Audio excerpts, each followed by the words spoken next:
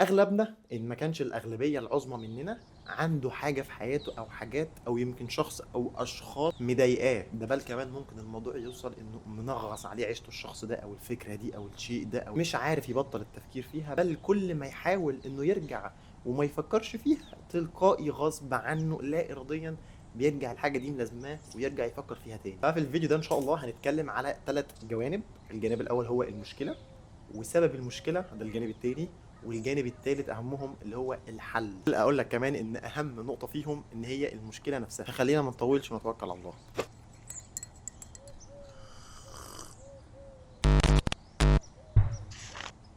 العقل مثل البحر، كل ما حاولت تدفع فكرة بعيدة عنك عادت بموجة أقوى من اللي قبلها. عشان نعرف نتخيل الموضوع ده هنشرح على مثال واقعي. نفترض ان في شخص اسمه سيودة، خلينا في اسم سيودة ده. سيودة مر بتجربة فاشلة، او خلينا نسميها تجربة غير ناجحة، سواء بقى تجربة مهنية في وظيفة معينة، سواء تجربة عاطفية خطبة او جواز، سواء تجربة دراسية. خلينا نعمم ونقول تجربة غير ناجحة. خلينا مثلا في نقطة ان سيودة ده كان بيقدم لوظيفة، وظيفة عمره. الوظيفة دي بيقدم لها وبيجهز لها بقاله سنة، وفي الآخر خالص ما نجحش فيها أو ما دخلش الوظيفة دي أو ما اتقبلش في الوظيفة دي. خلي كل واحد فينا يقيس على المشكلة اللي بيعاني منها أو مش قادر إنه ينساها ويتخطاها. فالمشكلة في التجربة الغير الناجحة دي هي إننا بنفكر وبنسترجعها كتير، بل الموضوع بيزيد لدرجة إن إحنا نوصل إن هي بتاخد أغلب وقتنا. ده بل الموضوع يزيد أكتر ويخليك إنك مش عارف تعمل حاجة في حياتك، ولا عارف تتحرك، ولا عارف تعمل أي حاجة في حياتك لمجرد التفكير الكتير في النقطة أو التجربة دي. خلينا نتكلم عن السبب. في جزء في الدماغ مسؤول عن تخزين التجارب السابقة وعن المخاوف المرتبطة بالمستقبل. ده أنا فشلت في تجربة قبل كده.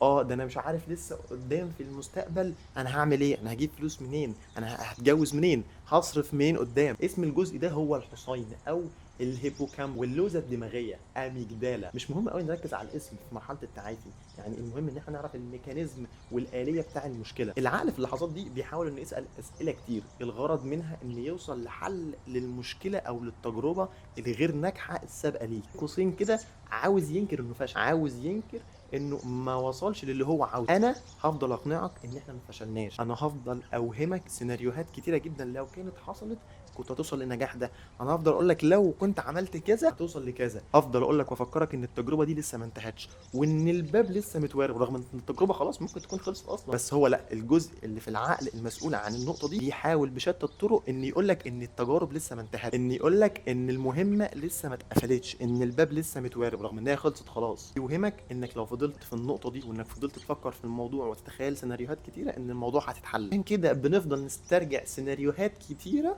يخلينا يقول لنا ان لو كان السيناريو ده حصل كنا هننجح، كنا هنوصل اللي احنا عايزين نوصل له. لو كان السيناريو الفلاني حصل، او لو كان اتاخرت شويه، او كان قدمت شويه، او لو كنت اعرف المعلومه دي، او لو بيحاول يوصلك لسيناريوهات كتيره، يفكرك بالموضوع. هدفه الاول انه يخلي الباب متوارب، انه يعترفش ابدا ان انت فشلت، ما يعترفش ان انت وقعت. يفضل يوهمك ان التفكير الكتير في الموضوع هيحل لك المشكله. هتفضل تفتكر الموضوع ده في كل لحظه وتشوفه في كل حاجه في حياتك. مثلا المثال اللي ضربناه بتاع سيوده ده، قاعد مثلا بيشرب الشاي في القهوه. مش كان زماني قاعد بشرب الشاي ده في الشغل دلوقتي لو كنت قابلت الدولاب مثلا ولا حاجه ولقى البنطلون بتاعه ماكو، يقول مش كان زماني مثلا البنطلون ده انا لابسه في الشغل دلوقتي ولا حاجه. ركز بقى على الجمله اللي جايه دي. العقل مش هيسمح له انه يعترف انه ما نجحش تاني، العقل هيفضل ينكر انه وقع، انه فشل. ثالث جانب بقى وهو الحل، يعني والله ابسط من كده مفيش. ببساطه، بكل بساطه، هو اننا نتقبل الفشل ونتقبل ان احنا ما نجحناش وما توفقناش في الحاجه اللي احنا كنا عاوزين نروح لها. ببساطه دي اللي هو اقصد ان الحل بسيط، الروجيتا صغيره جدا، مش روجيتا طويله كده وعد معايا 1 2 3 و10 حلول للمشكله الفلانيه. لا، هو حل واحد بسيط. الحل يتلخص في قصه صغيره جدا كلنا عارفينها، ان ما كانش 99% مننا عارفينها ف 95% مننا عارفينها. لكن قبل ما اقول لك القصه دي محتاج بس تفتكر حاجه عشان لما تسمع القصه ترجع لها تاني. ان العقل مثل البحر، كلما حاولت دفع فكرة عن العقل عادت الفكرة دي بموجة أكتر. يعني لازم تستسلم وتوفر جهد وطاقة المقاومة اللي انت بتقاومها دي عشان انك ما تعترفش انك وقعت، وتستغلها في المحاولة من جديد، وتستغلها في انك تقوم من جديد، بل بخبرة اكتر كمان. انا يا عم واحد مش عارف اتقبل الفشل دي، مش عارف اتقبل ان انا حاولت عشان شخص معين كتير وفي الاخر خالص ما لقيتش مردود، وفي قادر اتقبل ان انا فشلت في حاجه انا حاولت لها كتير قوي. افتكر بقى القصه الجميله قوي دي اللي بعد ما العلماء قعدوا يتوصلوا ان في جزء في الدماغ مسؤول عن الذكريات وجزء مسؤول عن المخاوف من المستقبل، وقعدوا يتوصلوا النظريات ويتوصلوا يتوصلوا يتوصلوا. ربنا قال الكلام ده من القران من ساعه ما نزل. قال ايه؟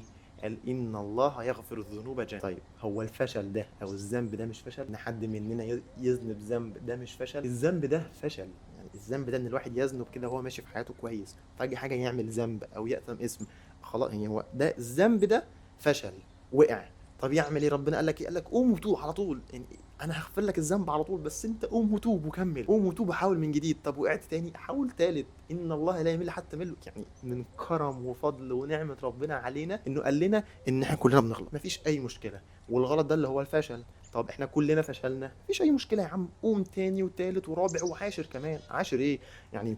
عد الى الله ولو اذنبت 1000 مره، ولو اذنبت 1,000,000 مره، ولو اذنبت يعني كل ما تذنب قوم تاني وارجع. ما تقبلتش ان ده ذنب وان ده غلط ووقعنا، مش هتعرف تقوم، مش هنعرف نقوم خالص. لو ما تقبلناش ان ده عادي، ان كلنا بنقع وكده، يعني بنقع بس اقوم تاني، مش هنقوم خالص. تقبل ان ده جزء من الحياه، ان الله يغفر الذنوب جميعا. اقع قوم تاني، اقع عاشر اميه، خلاص مش محتاج اقول لك. تقبل، تقبل يا صاحبي، وتقبل كل حاجه. امك ان شاء الله في فيديو قادم.